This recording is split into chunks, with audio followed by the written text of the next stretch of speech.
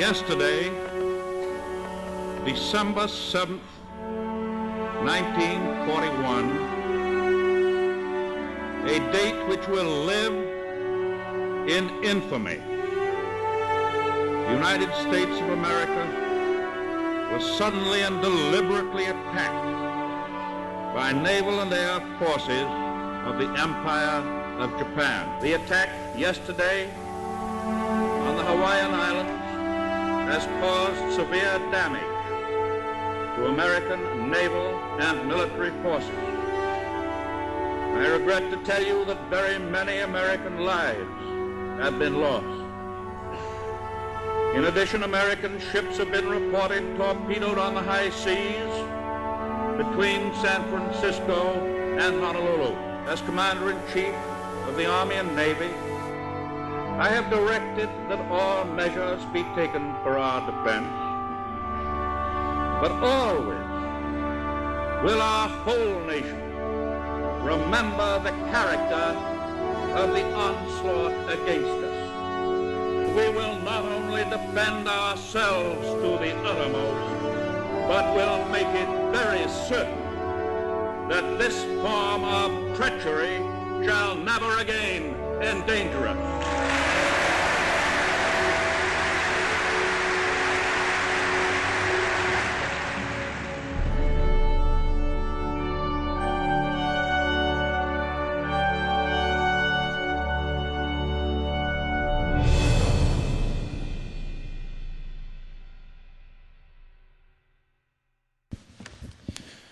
Welcome to Christ Memorial Lutheran Church and Christ Memorial Productions presentation of No Greater Love. I'm Pastor Jeff Clater, one of the pastors here at Christ Memorial. We welcome you this afternoon. This is the third and final performance of our weekend of No Greater Love, which traces the themes of love and sacrifice through a World War II setting. It's particularly appropriate for us as we enter into Holy Week now. And considering the love and the sacrifice of our Savior, you'll see that theme traced throughout this production, and you'll be able to see the parallels as you watch the production this afternoon. I want to draw attention to some books you may have seen in the Commons area and their author, who is also the author of the script of this production, Dave Fiedler. He's a friend of our congregation and has participated in our productions before, and you are getting to see the world premiere of No Greater Love. This weekend is the first performance of this, or the unveiling of this performance. Dave has authored 4 books. 2 of them are related to the theme and topic here, My Enemy, My Love, and The Enemy Among Us. You can see those books in the Commons area. He'll even sign them for you. And also 20% of the sales of these go to our Christ Memorial Productions, which helps us put on these productions, one in the spring, and then we do fall productions as well. Many of you are familiar with that, but we do fall productions this fall. The King and I will be the next production. These books are in the Commons area. If you don't know Dave Fiedler, you will see him in the second act of the show. He plays the doctor, so you'll know the author when you see the doctor in the second half of the show. And again, you can pick these books up in the Commons. Again, we thank you for coming this afternoon. A few announcements, housekeeping things. First of all, make sure your cell phones are off. That's always the embarrassing thing. If you're that one person and your phone goes off in the middle of the show, you don't want to be that person, so make sure your phone is off or on vibrate. Also, note that we have an intermission. A little ways into the production, there'll be an intermission. Please remain seated at that time as we're going to do an offering. This is a free show, but at the same time, we'll collect an offering if you would like to donate to the costs of this production and future productions. That'll be during the intermission time. So you'll be seated, and I'll come out again and give you some instructions with that. But then we'll have about a 10-minute intermission time, along with some refreshments out in the Commons area, and then call you back in for the rest of the show. So again, we're grateful for your presence this afternoon, and we hope you enjoy this presentation of No Greater Love.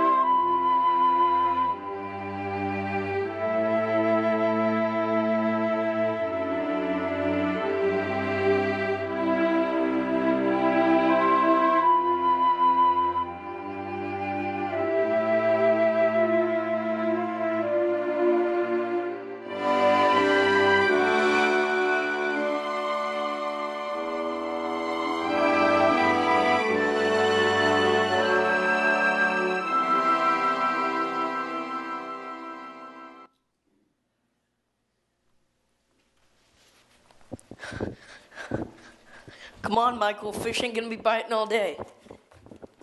Ah, Charlie, wait up. I'm hurrying as fast as I can. I started to keep up with you. First time in the morning's best to catch 'em. Everybody knows that.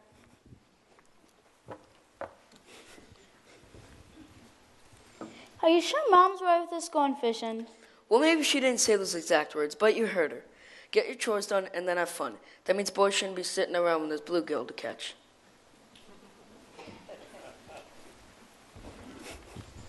Well, here we are. Best fishing spot in the lake. Tell you what, why don't you go over next to that rock? Throw your bobber right next to that log. The fish like it there because it's nice and deep. I'm going to go a bit further down. But can you help me put warm my hook first? Oh, Michael, when are you going to be big enough to bait your own hook? I'm not always going to be there to help you. You're going to have to start doing this on your own. Thanks, Charlie.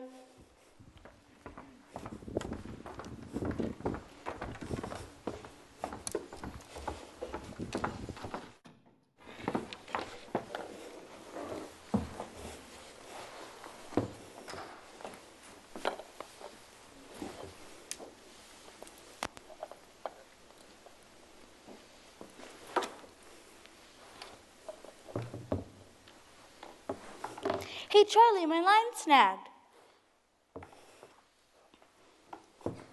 Hey, Charlie, I'm hung up.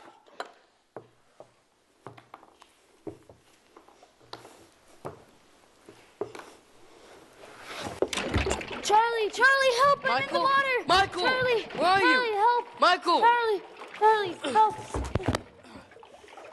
Michael, you gotta help me. You gotta swim. Swim, Michael. Help!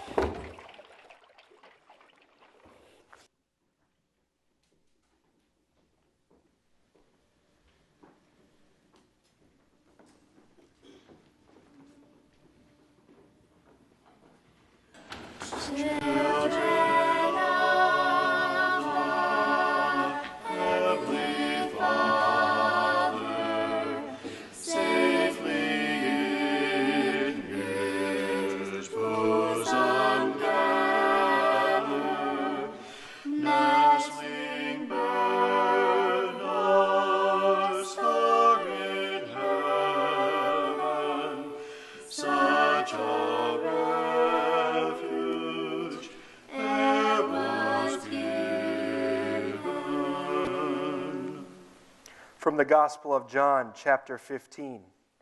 Greater love hath no man than this, that a man should lay down his life for his friends.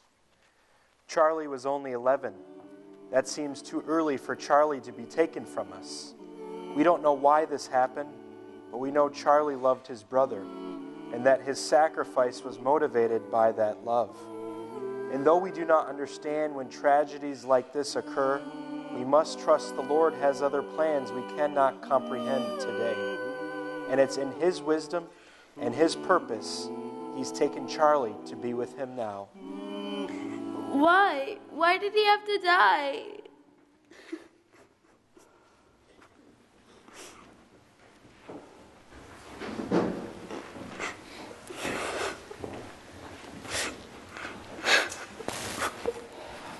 It's okay, Michael.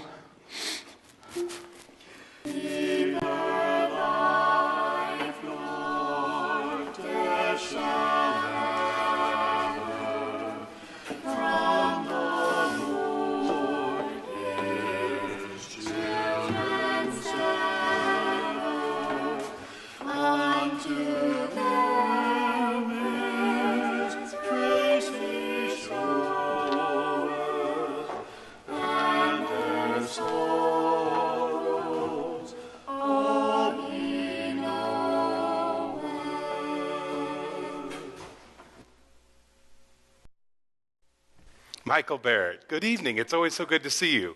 I hope you have a great time. Go ahead.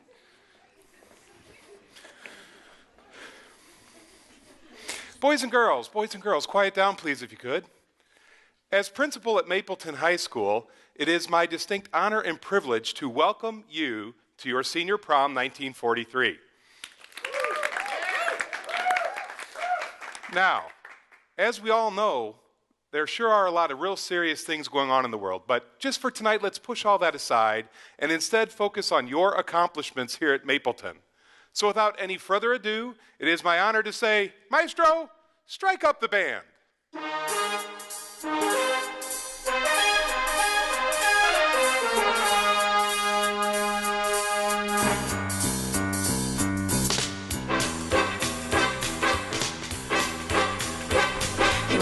Trumpet man around Chicago way. He had a boogie style that no one else could play. He was the top man at his craft. But then his number came up and he was gone with the draft. He's in the army now, I'm blowing reveille. He's the boogie woogie bugle boy of Company B. They made him blow a bugle for his Uncle Sam. They really brought him down because he could not jam. The captain seemed to understand, because the next day the cap went out and drafted the band. And now the company jumps when he plays reveille. He's the boogie woogie bugle boy of Company B. A two, the attitude, he blows an eight to the bar. And boogie rhythm, the gamble and note is the bass and guitar isn't with him. And the company jumps and he plays reveille. He's the boogie woogie bugle boy of Company B. He was some boogie woogie bugle boy of Company B. And when he plays the boogie woogie bugle, he was busy as Buzzy Bee. And when he plays, it makes the company jump and eight to the bar. He's the boogie woogie bugle boy of Company B. Now, a two, the attitude, he blows an eight to the bar. And boogie rhythm, he can't blow a note if the bass and guitar isn't with him. And the company jumps and he plays reveille. He's the boogie woogie bugle boy of Company B.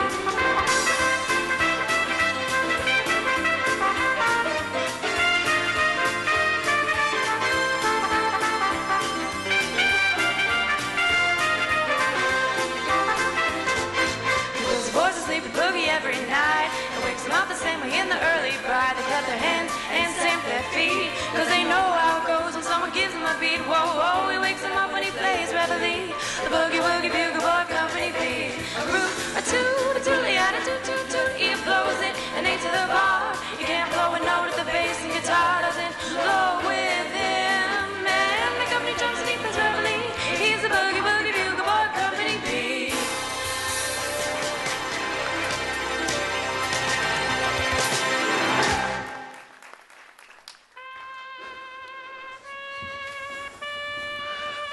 Having fun? Sure. Come on, Jeannie. It's our senior prom. This is supposed to be a happy night for us. How can I be happy, Michael? I know who you've been talking to. What? Is this about some other girl? Jeannie, you're the only girl for me. You know that. Do you think I'm dumb? Michael, this is not about another girl. You were at the recruiter's office after school. How did you know about that? Doesn't matter. I was just finding out about things, my options. You're not thinking about signing up, are you? Michael, you can't leave. What about your parents? There's a war going on. They're drafting everybody. If I sign up first, at least I get my choice. Did you ever think I'd be able to stay? But Michael, your parents aren't going to allow it. My parents don't have a say in the matter. Oh, Michael, it's just that I... Come on, let's go outside for a breath of fresh air.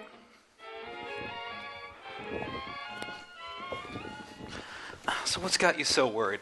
I'm young, I'm strong and healthy. Physique like this? Ain't nothing gonna happen to me. Michael, it's not your body I'm worried about. It's your heart, and it's your brain. What are you talking about? Nothing wrong with either. Oh, I don't know, Michael. It's like you've got this hollow place inside. What? You get all quiet and moody and distant, like you're not all the way there sometimes. Well, we've talked about this. Maybe it's that whole Charlie thing. That's always going to be with me. Michael, at some point you've got to get over that. That's easy for you to say. You've got to let that go. It wasn't your fault. You can't say that. You weren't there. It was an accident. He died and I lived. How can a guy just forget about that? But still, Michael, it wasn't your fault. It was a terrible accident, but nothing more. If we hadn't gone fishing, if I hadn't got my line snagged, if I hadn't fallen, if I could have been a better swimmer, if... Oh, that's 10 o'clock. We've got to get back. You know, we haven't been back to church since that day. I know. That's another thing that's got me worried, really. You go in the army and get sent overseas, and then... You think something's going to happen to me. You never know, Michael. I just think... Nothing is going to happen to me. I just think you ought to get yourself in a good place with God before something bad happens. That's all. Let's go. Michael, don't wait until it's too late. I can help you. I want to help you. Michael.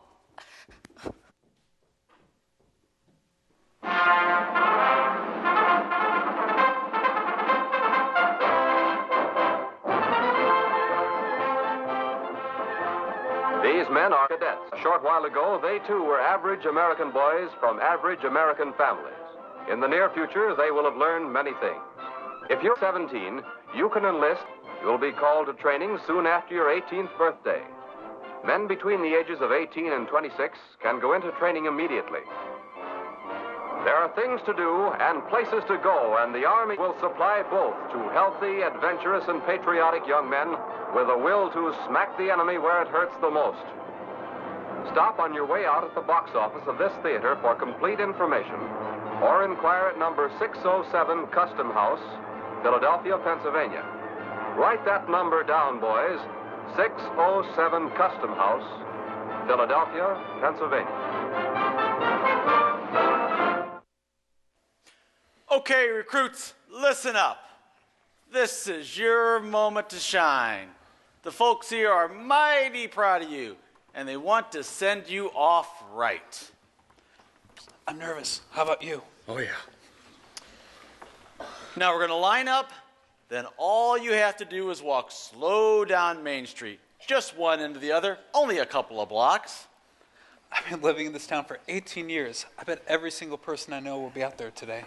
Hey, and it's okay to smile and wave too. It's the Army, I know, but these folks, they want a chance to tell you goodbye. Wish my brother could see me today.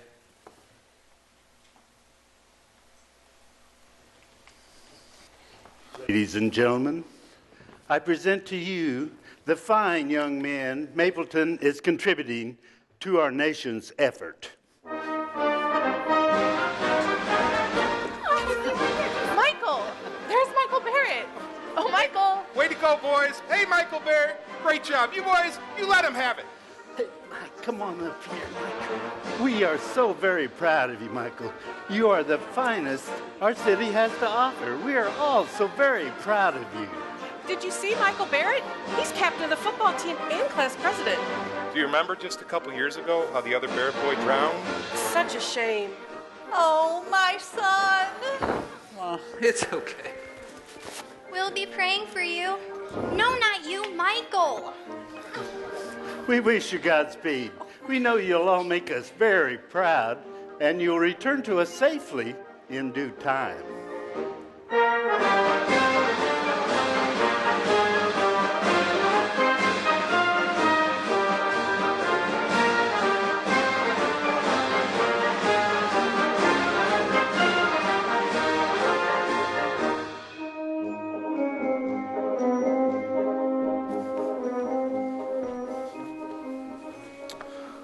You almost packed? Train's leaving at 4. Just about done. You say goodbye to your aunt already? Yeah, but that didn't take very long. She could barely contain her happiness at being rid of me. Man, that was some parade today, wasn't it? I mean, all those people, it just makes a guy feel good to see them all out there for us. For you, maybe. What are you talking about? Oh, Michael, you know what I mean. Can't you see it? Nobody cares about me. You're the one they're talking about making everybody so proud. You're the one they're going to miss. Oh, Frank, you're nuts. I'm not nuts, and I'm not kidding. Maybe you're sorry to leave this town because people here are actually going to miss you. Nobody could care less if I'm gone. You know that's not true. It is true. All I ever wanted was to be somebody. But I was always that nothing guy on the sideline. Not the villain, not the big shot either. Just some average guy that nobody would remember 5 years out of high school. So is that what made you decide to sign up to go out there and be somebody? Come on. Let's walk for a minute.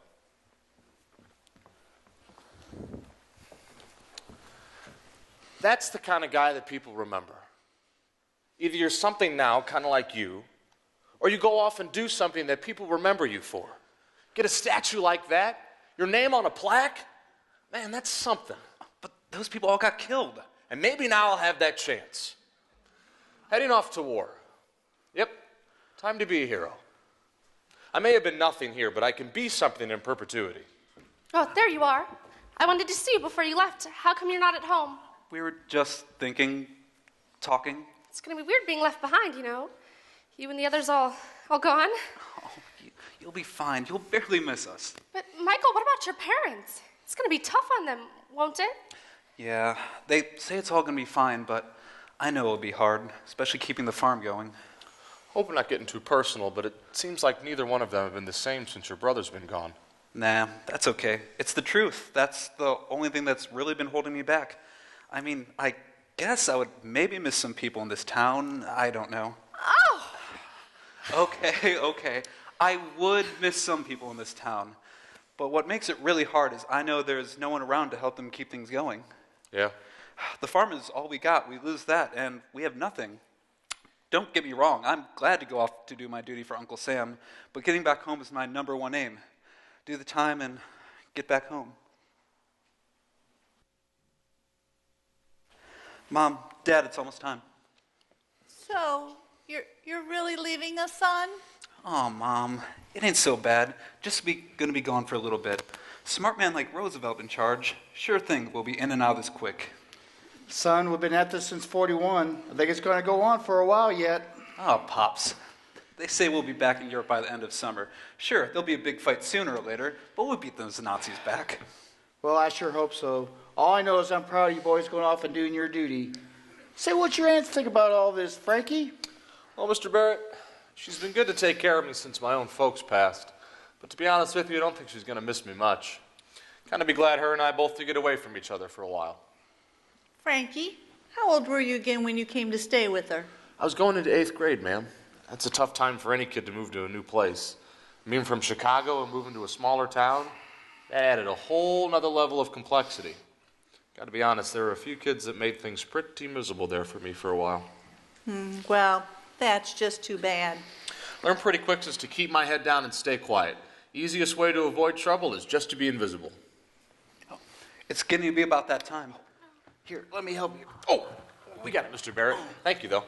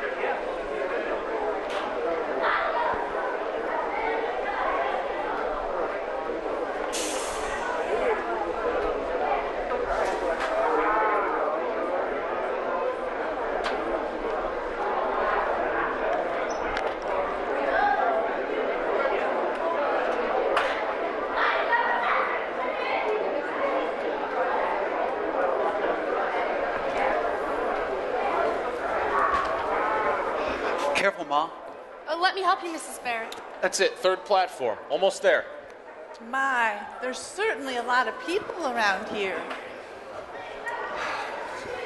Well, I guess this is it, son. Kind of hard for me and your mom to see you go. Oh, Dad, please. I didn't want to say it. Didn't want it to come out. Didn't want to be more difficult than what it had to be. It's okay, June. You gotta make it back to us, son. You gotta come back and help with the farm. It's been our family for 100 years. That's our old age pension, boy. I know, Dad. The Lord saw fit to bless me with 2 wonderful boys. That's more than any man can ever ask for. But when your brother... Here, I have something for you. What is this? It's an old pocket Bible. Been in our family for years. Your grandpappy gave it to me. Carried it through the Great War. Kept me safe the whole time. But, Dad, I can't read this. It's in German. That's okay. Hey, maybe some German fella can help you read it. No, Dad, this is great. I'll bring it along for sure. I mean, it's bound to be good luck. It worked for you, right? And don't you worry about a thing no matter what, Mr. B. I'll take good care of this guy. Ain't nothing bad gonna happen to him. Thank you. All aboard! Well, this is it. Time to say goodbye for real.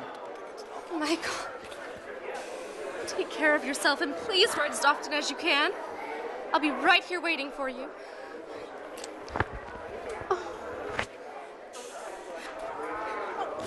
You afraid, boy? No, of course not. Nothing gonna happen to me. Oh, you gotta get back to us, son. You gotta. Ma'am, I'm sorry. What? It's time. No. You have to let him go. No. No.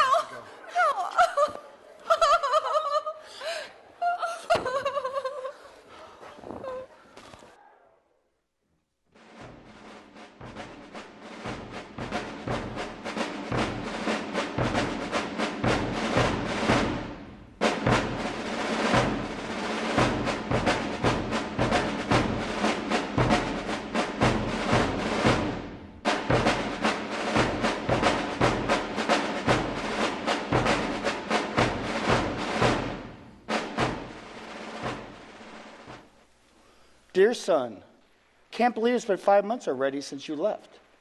We haven't heard anything from you, but your mother figures after basic training, you must have been shipped out right away. Maybe somewhere you're seeing some action. Dear Mom and Dad, I'm not sure if you've been getting any of my letters, but right after we finished boot camp, they sent us directly overseas. I can't tell you where we are right now because the censors will trash this letter for sure. But if you're following the fighting in the paper, you can likely figure it out.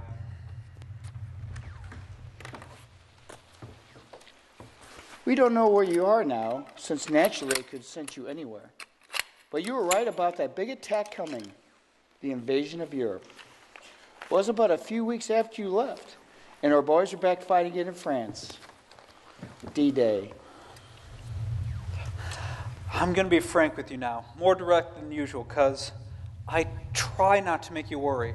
But to be honest with you, Pops, things are looking pretty grim.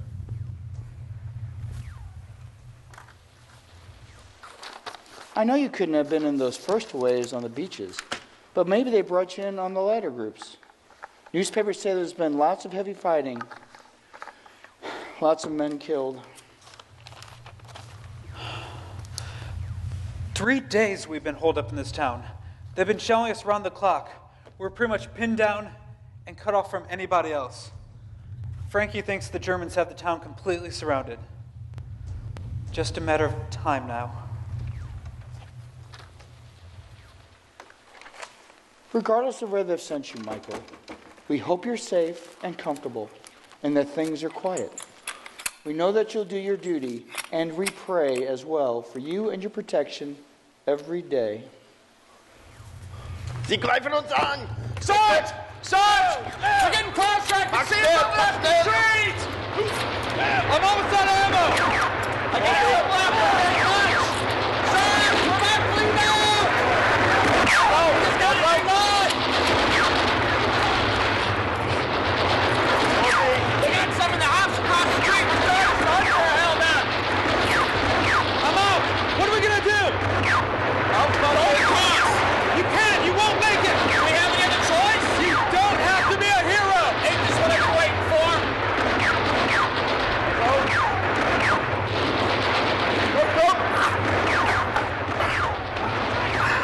Hold! Hurry up!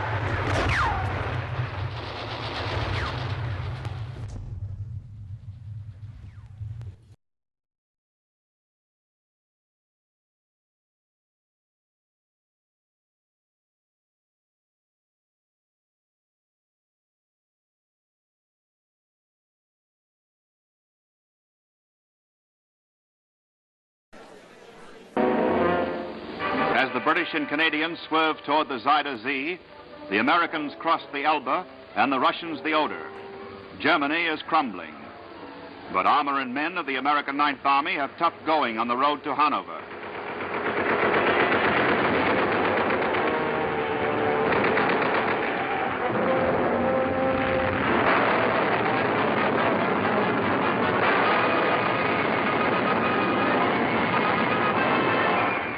In other parts of Germany, Allied armor sweeps through without resistance.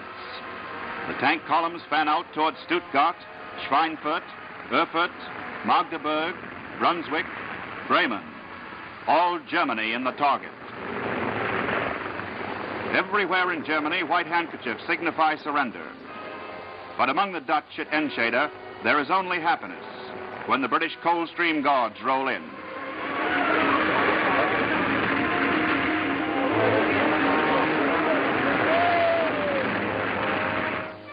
And when the American First Army captures a trainload of V-2 bombs with all the secrets intact, there is happiness in England.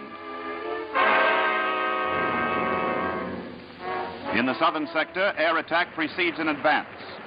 P-47 zoom down ahead of the ground forces.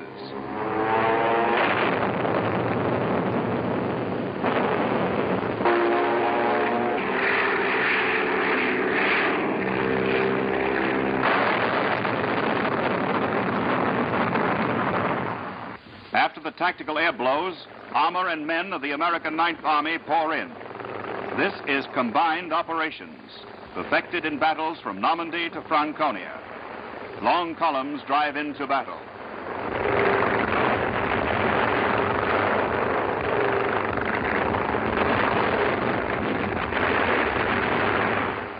Then, on mopping up operations, the infantry rushes in. The foot soldier takes over. Men deploy to check a counterattack, wipe out resistance, dig out snipers.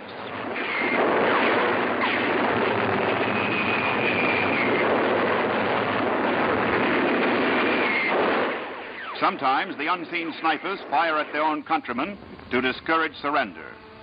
But the rate of German surrenders is nearly 1 million a month, as Allied armor rushes relentlessly toward the heart of Germany.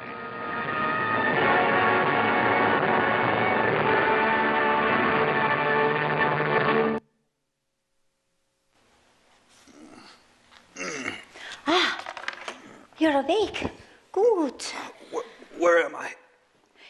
You're in the hospital. You've been wounded.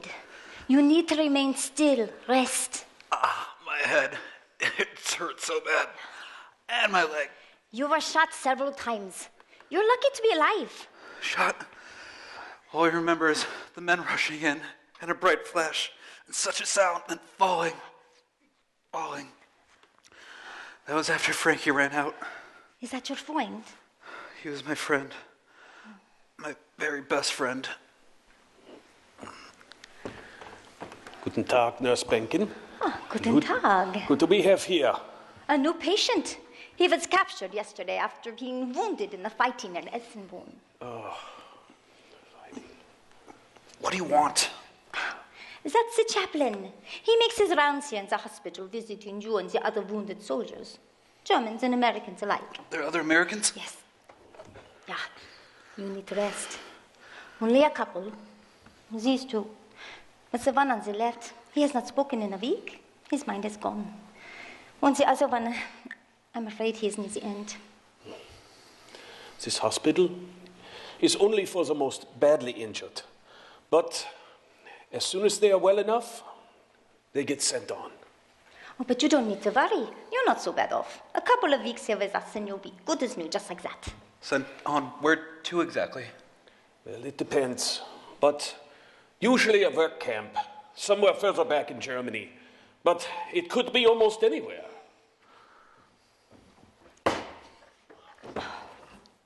Hello? Anybody home? Ha! Still on vacation, I see. Ah, the lovely Nurse Bacon and her little friend. Another victim to practice your voodoo on? Nurse, you can botch his body while the chaplain here fills his mind with nonsense. And what's your story, soldier? We should have put a few more holes in you, not have to mess with all this wasted effort. Wischmeyer, I have asked you not to disturb the staff and the patients in the ward. Jawohl, Herr Doctor. But the commander has put me in charge of guarding these men, and I must make sure they all behave, especially the new arrival. He does not yet know the rules of the ward.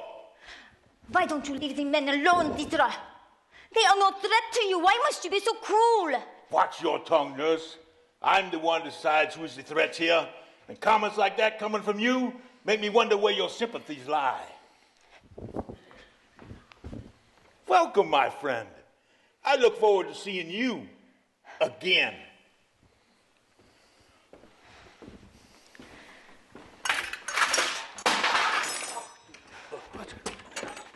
Danke. Bitte. Don't worry about him. He makes a lot of noise, but that is all. Chaplain. Yes. You may know this. Did my friend make it? His name was Frank Vicario. He was shot and would have arrived with me. I did not know your friend. But the men who brought you in, they spoke of him. He was the one who dashed out from the house where you were captured? Yes. I'm sorry. He did not make it. But they spoke of his exceptional bravery and courage. He was killed trying to save me. Chaplain, I think you should go. He needs to rest.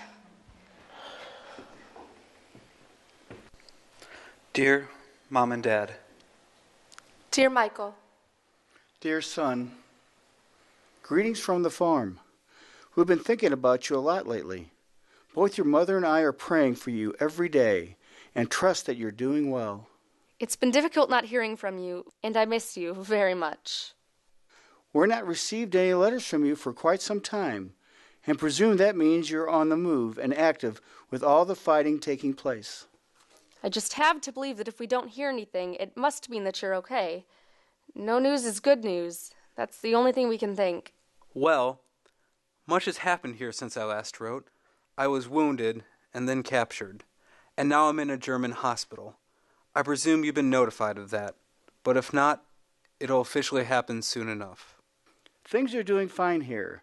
Your mother and I are doing tolerably well, and the early spring rains have come at just the right time. Life continues with the normal stuff in Mapleton since you left. I found myself a small job at the pharmacy. That keeps me busy, and I like it okay. But, Michael, I have to tell you, I'm real concerned about your parents. As to the extent of my injury, don't worry yourselves too much. The docs had me patched up, and after a week in the hospital, I'm feeling better and gaining strength every day. Before long, I'll be good as new.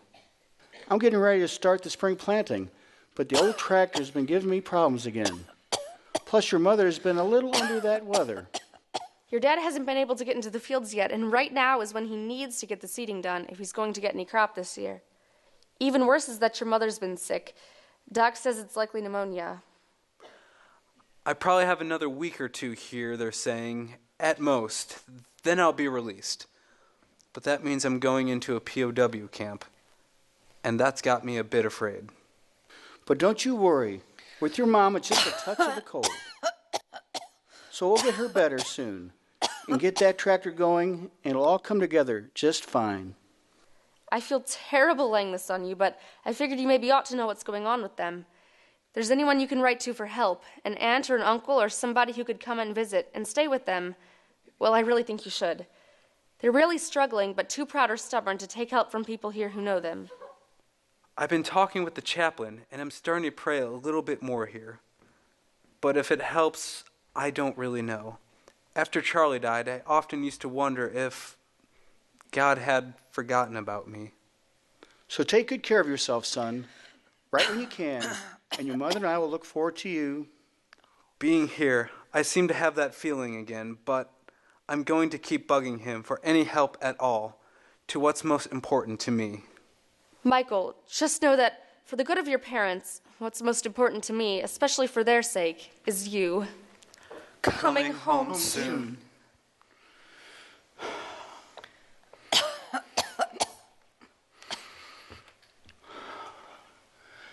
Dear Lord, please watch over our son Michael and keep him safe.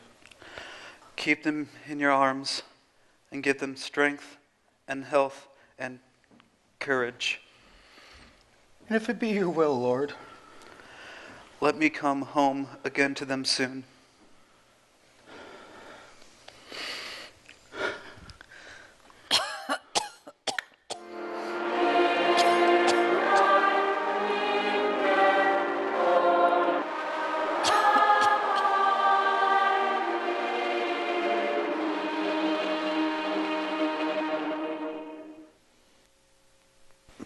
What are you looking at? I'm looking at the Yankee dog. Ha ha. If I weren't stuck in this hospital bed, I'd get up and slap that smirk off your face. Yes, that'd be a funny sight. Just let me know when you want to square off, huh? So what happened to you? Obviously somebody took a piece out of you. You mean one of your guys? Not hardly. I busted my ankle jumping out of the window of a house. That's it? That doesn't sound like enough to put a guy in a hospital. I bet you're faking it. No, we're not cowards like you soft Americans. Unlike you, I'd rather be out there where the action is. So what was it, you limpy son of a... Oh, well, I kept going after the ankle got hurt, but it kept getting worse. Has a nasty gash that got infected. That's what's got me here. So, where was all this? Dinky place called Homburg up the road from Elsenborn. Elsenborn? That's where we were. Yeah? No kidding? Oh, we had a bunch of Americans pinned down there a couple of weeks ago. We bombed them really hard and moved through and got them all. My God, that was us. Moving through the streets. This one guy in particular, he comes flying out of the house like a maniac. Oh, he scared us all so bad, but we let him up quick. Was this off the main street, by the town square? Sounds right. Late afternoon, we captured a couple and we killed the rest. That was my friend who ran out at you. Well, hey. And to think I was the one who actually shot him. Can't say I feel all that bad, but I'm sure you feel pretty bad, pretty terrible, being as it was your friend and all. But, that stuff happens. You Nazi scum. How long has he been like this? 3-4 days. I've tried everything I can think of to cheer him up, but nothing seems to be working. I'm very concerned about him. So am I. He eats very little and he seems to have stopped making progress in his recovery. I will try to talk to him. Oh, danke.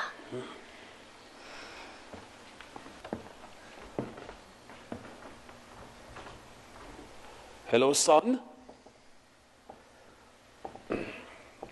The nurse tells me that you've been feeling rather blue lately. Whatever's bothering you, I bet I can give you some insight. It's my job, you know. Nothing you can do for me? Maybe so. But I for sure can't if you don't at least talk a bit about what's got you down. Chaplain, it's just hard. I'm stuck here and I hurt. I hurt badly. Some days it feels like I'm getting better, but other days it seems like I just regress. What's really bothering me is the news I keep getting from home.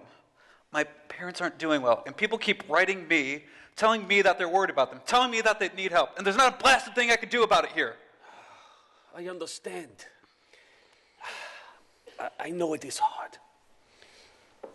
But somehow, son, you must simply try to put it in God's hands. God's hands? God's hands? Don't give me that nonsense, Father. Put it in God's hands. What is he going to do? Lift me up out of here, bring me back home?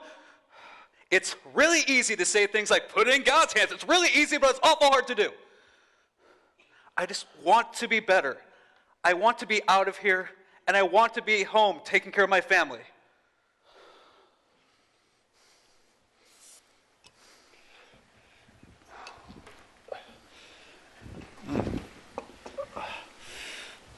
Nurse, how is he this morning?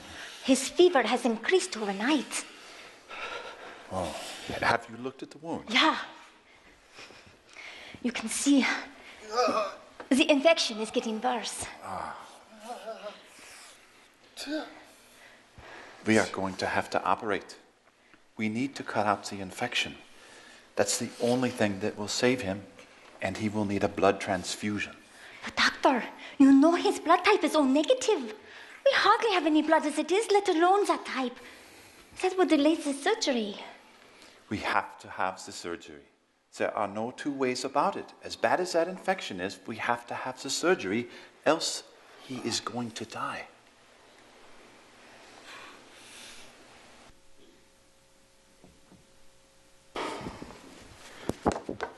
Hello? Mr. Barrett? Mrs. Barrett, is anyone home? Who is it? Oh, Mr. Barrett, it's me, Jeannie. Jeannie. Jeannie. Who'd you say it was again? Mr. Barrett? It's Jeannie. How can I help you? I just came by to see if everything was all right with you and Mrs. Barrett. My mother told me that last time she stopped by you wouldn't let her inside. Your mother? Yes? Margaret? You've known her for years. Anyway, how is Mrs. Barrett? Oh, she has that cold that just keeps hanging on. One of these days, she'll get better. She's trying every day. Mr. Barrett, don't you think she should see a doctor?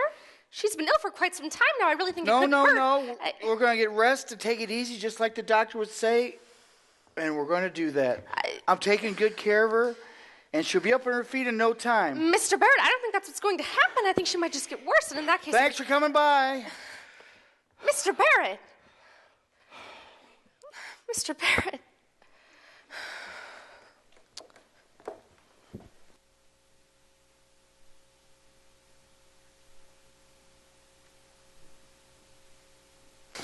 All right, Bert, let's try walking again.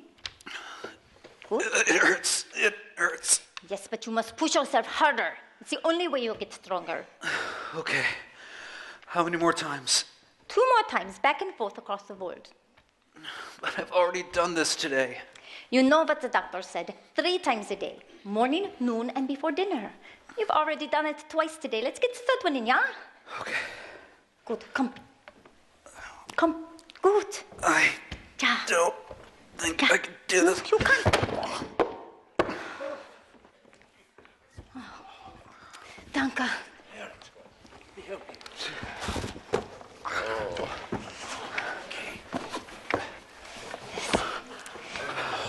It's a good try. We'll try again later.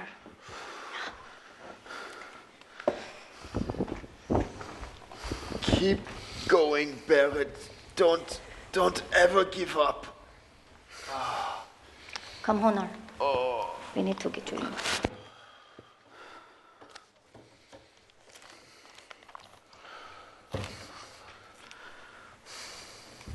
How are you doing, Private Barrett? It seems like you still have a few things on your mind. Why is it that I'm alive and he's dead? Why did one man survive and the other perish? He sacrificed his life for me? You're thinking about your friend? Yes. Was ist das? Is a Bible? Ah, they took this from your pocket when they brought you in. Let me read you something. Yeah. Greater love hath no one than this, that a man should lay down his life for his friends.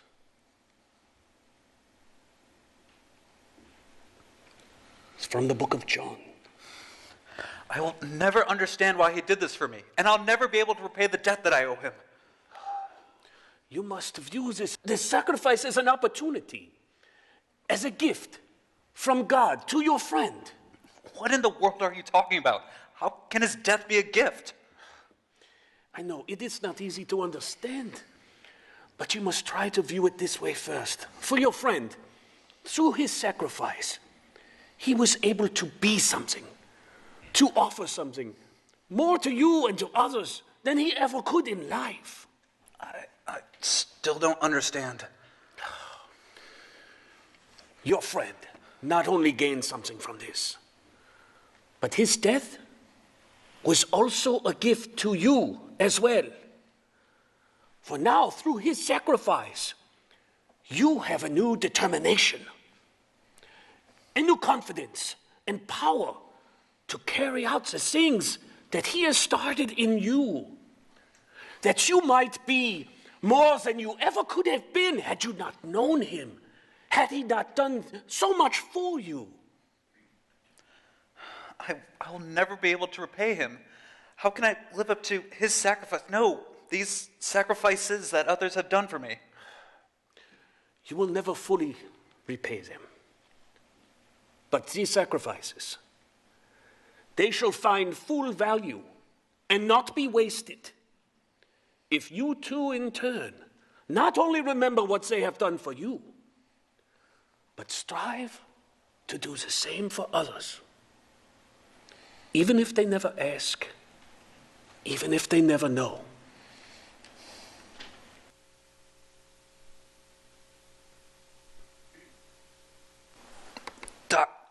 Doc, can I talk to you for a second? Yeah, is there something the matter? I want to do it. Do what? The blood transfusion. I want to help him. The transfusion? I don't understand. I want to help him. I have the right blood type too, O negative as well. You could use my blood to help with the surgery. Yeah. But you're not strong enough yet. You are still recovering. At the very least, this will set you back. Worse, it could create new problems that could kill you. But I want to do it. But he's not German. But I'm human, and I can help you. Do you want to live or not? I do not think this is a good idea. But I'm willing to help, and I heard what you said.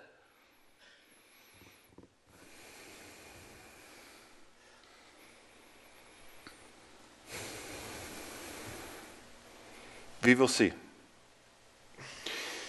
The surgery is tomorrow. O negative. And this is the only source?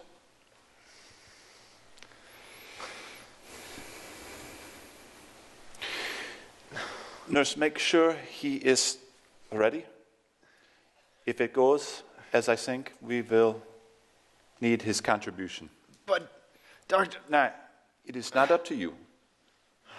My job is to make you well. This is the best, really only chance to do that. What he's offering is likely going to save your life, and at some great risk to his own.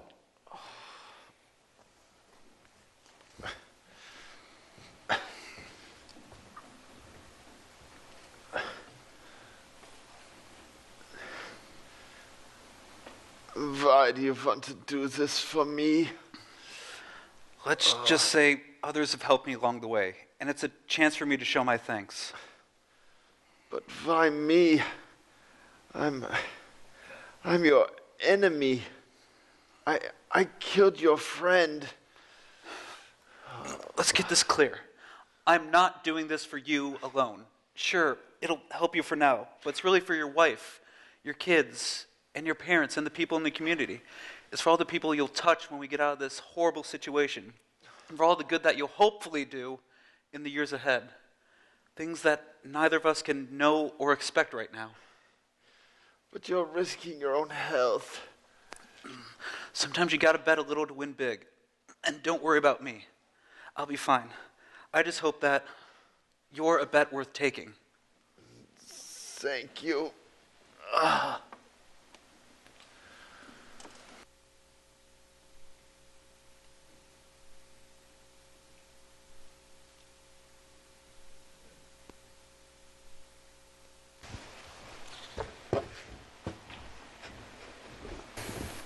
Doctor, I have taken Honor to post-op. How do you think the surgery went? Yeah, I think it went well. We Good. cut out the infection and sewed up the wound. And I believe that with a few days rest and some antibiotics, he will be good as new. Sehr gut. And how about this one? How did the transfusion go? Doing good. The transfusion was very eventful and same couple of days of some good solid rest and he should be just fine. Yeah, good. Yeah. I'm getting ready to go give him a shave. Okay.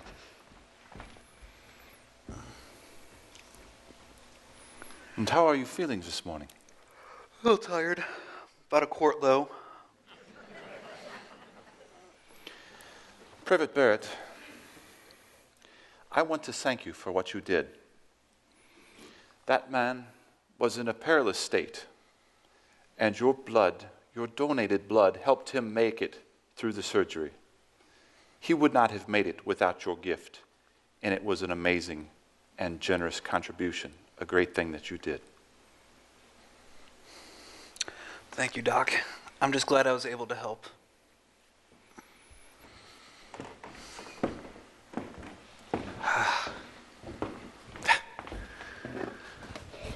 Private Barrett. Why did you do this? It didn't make any sense. Don't you see? It's what we talked about. For Charlie, for Frankie. It was a chance for me to repay them. What if they were in the same situation and asking, what about me? Well, this little drama that we've got going on here, no big deal. That's just how it goes. Some live and some die. Ultimately, it's in God's hand, part of his plan, so it's good either way. Plus, it gave me a chance to help Honer get back to health. Time for a shave. No more cutting. Beauty treatment. Beauty treatment. So I don't think it will do you much good. Let me help. No. No. They do not want the prisoners to handle the razors. They're afraid you'll take over. Here, let me help you. Danke. Yeah, bitte. Yeah. Mhm. There we go. Oh, sorry about that. Yeah. You're giving him a shave, not a bath. Still. Like you know not much about a shave. Huh. You don't even know where to shave your face. Here, not here. Just be careful. He has a mole right here. Be I careful. see that. I do this all the time. He's already given enough blood today. He has no faith in me. Remember the accident last month Why do you bring that up? when you had your allergies? Yes. One sneeze. There went his upper lip. It is a scientific fact you cannot keep your eyes open when you sneeze. Hans will never play the flugelhorn again. That's where you got your nickname, remember? I don't know what you're talking about. You know, from that point on, they call you Bertha the Butcher Benkin. He's lying to you. Careful. How is your leg? Don't talk, I'm shaving. Do you want me to cut your upper lip? You were safer on the battlefield. Still. Yes, no, don't even listen to him. You're doing so good. Look at this. This is man than I am. Oh, I don't have my mirror. Oh, here it is. Take a look.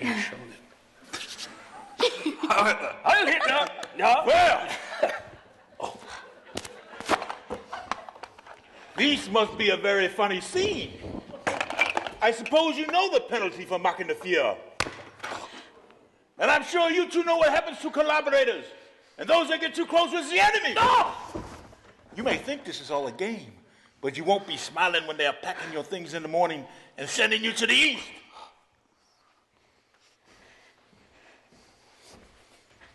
We should not have done that. He can be a very dangerous man. What did he mean to the east? There has been increasing Allied pressure lately. Your army is pushing towards us as they make their way across Germany.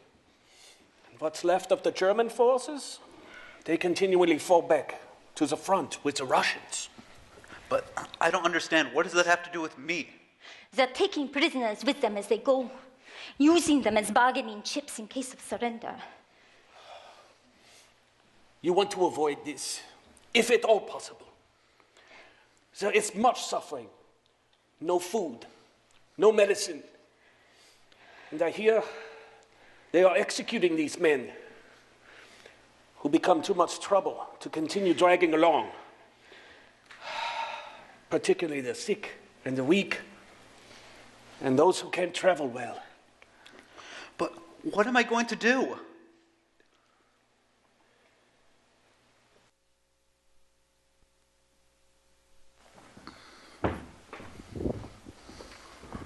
You need to pack your stuff. You're being moved in the morning. Best be ready to go. But I can't go. I'm not better yet. The doctor hasn't cleared me yet. Doctor has no say in these. That coward left 2 days ago. They now rely on me to make these determinations. And it seems to me if you are well enough to yuck it up with the nurse and the chaplain, you are fine for a bit of travel.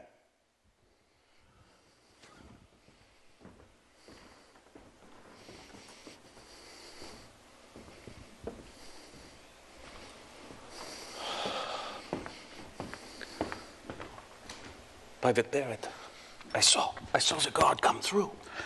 He says I'm leaving in the morning. This can't be happening. I have to get out of here. If I could sneak out and make it to the Allied lines, I'll be safe. It would be dangerous. I know I might not make it, but I still got to try. I have to make it back home. I will not die in the East. I shouldn't have told you all that. It's all right, Michael. You know you can trust me. I hope you know that by now. I know. I just don't want this to cause any trouble for you. Don't worry about me. I will be fine.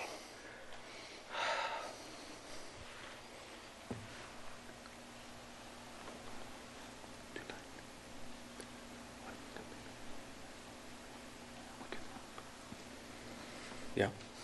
Hmm? Final bed check is at 10 p.m.? Yes.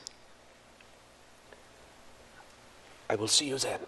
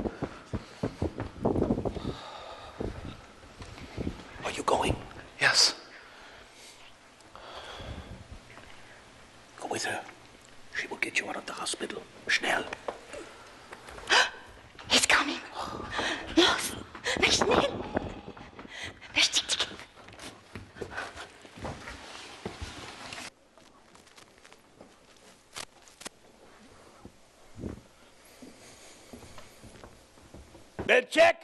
Lights out. Bed check.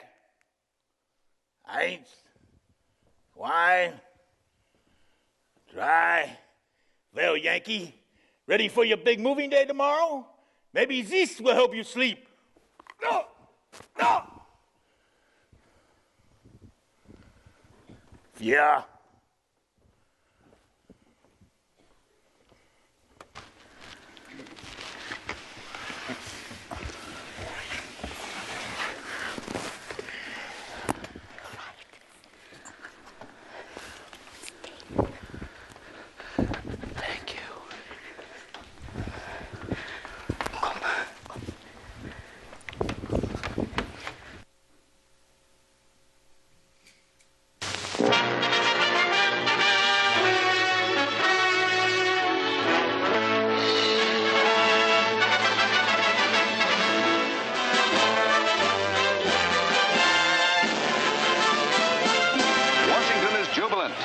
In Chicago, more than 1 million sing and dance in the streets in the biggest celebration the Windy City has ever seen. Seattle let loose all the pent-up emotions of 3 years and 8 months of war. But the greatest, wildest celebration of all was in New York's Times Square, where 2 million people, by far the greatest in the city's history, filled the streets all day waiting for the official word.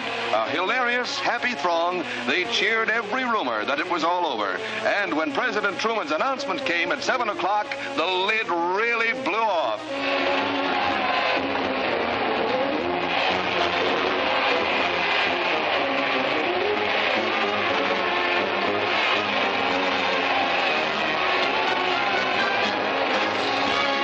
Tens of thousands of proud American flags dotted the square, and as the day wore on, hilarity reached a high peak.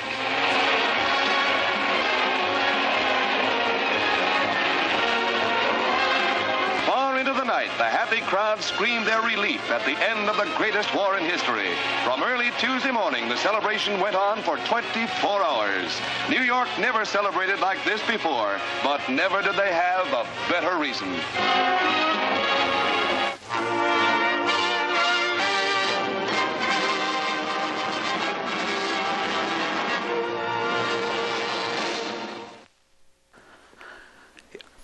I'm looking for a chaplain, Pfarrer, like a pastor. Sprechen Sie Deutsch? Are you sure you don't know where they are? Auf Deutsch bitte. Thank you. Guten Tag. Guten Tag. Yes, I know this was some time ago. Nicht verstehen? thank you with your patience with my questions. Dad, how many more people are we going to ask? None of these people know anything about what you're asking. Michael, it does seem like a bit of a dead end. What is it about these people? Why did you want to come here? I was in this hospital during the war, and they helped me escape. I literally owe them my life. Is that part of the story behind that little Bible you've always kept? The one from Grandpa with the bloodstains? Yes. Let's try just one more person. Somebody around here has to know where they are. Ja, kann ich helfen Sie? Hi there. An American. Yeah. I hate to bother you, but I was in this town during the war, and I'm looking for some people I met during that time. But you was here? There was only a hospital at that time. Yeah, I was shot in the leg and was treated there after being taken prisoner. I'm looking for the hospital chaplain and a nurse who worked there too. Don't know about the nurse, but a chaplain, you say?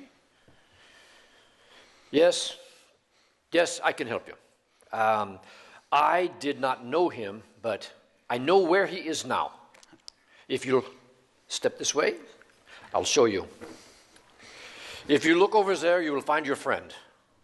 And now I'll leave you alone, but please, if I can help, let me know.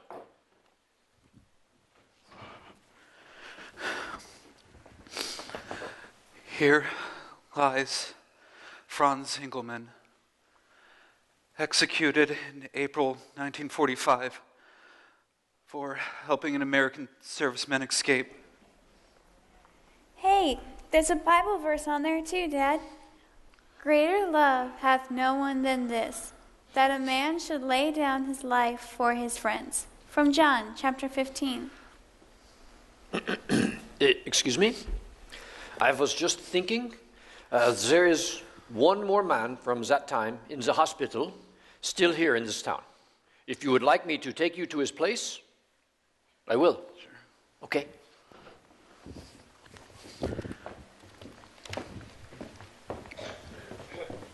Ja, komm.